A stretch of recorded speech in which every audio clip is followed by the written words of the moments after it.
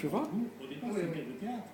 Oui, en fait, ce qui m'amusait, c'était de montrer que nous sommes des animaux comme les autres et que nous pouvons être observés comme nous-mêmes nous observons les animaux. Ce qui m'amusait, c'était rendre l'homme un peu plus humble, de nous dire on est sur une planète et on n'est pas au-dessus des autres. Alors ce livre racontait l'histoire d'une femme et d'un homme qui sont enfermés dans une cage de verre dans l'espace. Voilà. Et on comprenait peu à peu qu'ils sont juste observés, et même au final, on va découvrir qu'ils sont observés par des enfants qui essaient de comprendre comment ils fonctionnent. Et c'est ça qui m'amusait. Les extraterrestres étaient là. Voilà, les extraterrestres enfants. Vous savez, comme quand on se penche, quand on a des cobayes. J'ai eu moi-même des cobayes, et j'étais en face, j'ai regardé, je me disais, pourquoi ils font ça? Pourquoi ils mettent de la nourriture dans leurs jouets et tout? Je me suis dit, bon, ben, imaginons que nous-mêmes, nous nous retrouvons comme contre-champ dans la même situation. C'est une manière aussi de nous repositionner. J'ai toujours aussi demandé, qui sommes-nous en tant qu'espèce? Qu'est-ce qu'on fout là? Qu'est-ce qu'on fout sur cette planète? Pourquoi on a des possibilités aussi extraordinaires que l'imagination, une capacité de communiquer, et donc j'ai repositionné ça sous forme d'un dialogue entre un homme et une femme. Vous avez écouté La Grande Roue? Oui, Il a écouté La Grande Roue la première fois que nous nous sommes rencontrés, à 3 jours de la sortie de l'album, où j'aurais dû, par correction, lui faire écouter avant, parce qu'il aurait pu ne pas aimer. Donc on a pris un verre dans un bar, et je lui avais amené de quoi écouter. Elle avait les écouteurs, et moi j'étais là. Oui, il me regardait, il avait peur de me dire. J'aime beaucoup. Non, mais attends, moi j'étais émerveillé qu'il vous fasse vivre dans ses chansons. Pour moi, c'est une idole de ma jeunesse. Quoi. Tout d'un coup, c'est lui qui parlait de moi. Donc la situation est. En fait, je trouve que c'était pas ma place. Donc il me demande l'avis sur sa chanson.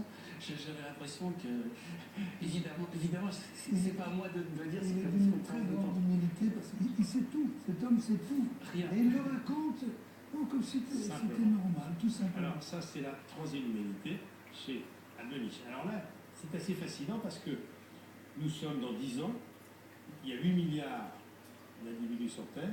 Comment vont-ils manger? Et là, le paysage que vous décrivez est assez angoissant. La menace nucléaire n'a jamais été aussi présente. La déforestation, n'en parlons pas. Et alors, quelle va être l'issue? Non. D'abord, je suis surtout pas un auteur angoissant. Mon idée dans tous mes livres, c'est... 8 milliards, c'est beaucoup. Hein. Ah, mais parce que j'ai le calcul, dans 10 ans, on sera à peu près 8 milliards. Ouais.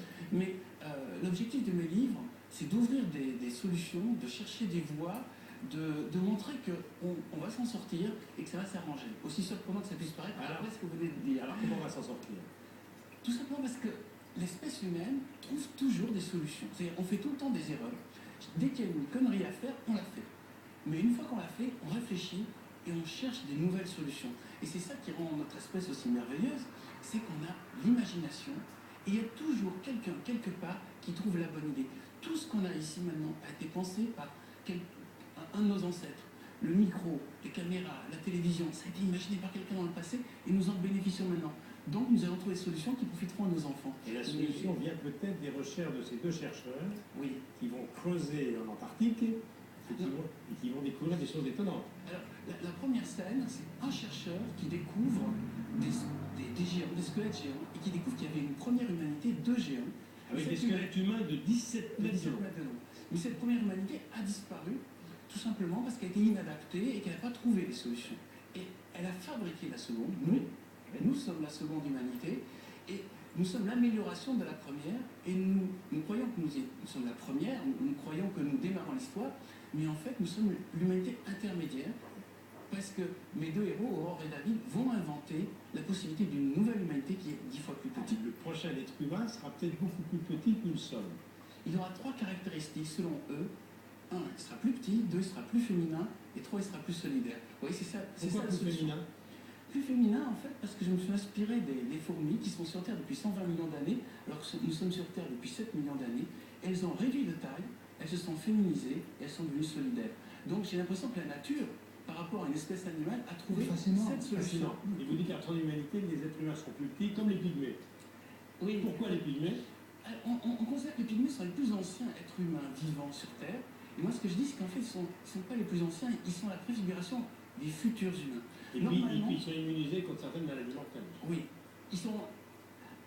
En fait, on a l'impression qu'on devient de plus en plus grand, qu'on devient de plus en plus masculin, parce qu'il y a de plus en plus d'hommes sur Terre, il y a de plus en plus... Les gens grandissent en moyenne. Et ce que je propose en troisième humanité, c'est de dire ça, c'est un épiphénomène, c'est une période. Mais en général, la nature procède en réduisant les espèces au fur et à mesure que la nature a des soucis. Donc nous allons vers des soucis, donc nous risquons de réduire de taille. Les dinosaures sont devenus des lézards, les libellules de 2 mètres de largeur sont devenues des libellules de 20 cm, et les mammouths sont devenus des éléphants, et nous allons peut-être aussi devoir réduire pour avoir cette taille-là, et être mieux adaptés, peut-être moins détruire la planète. Et nous serons encore là pour voir tout ça. Oui. Et les chanteurs sont grands comme ça.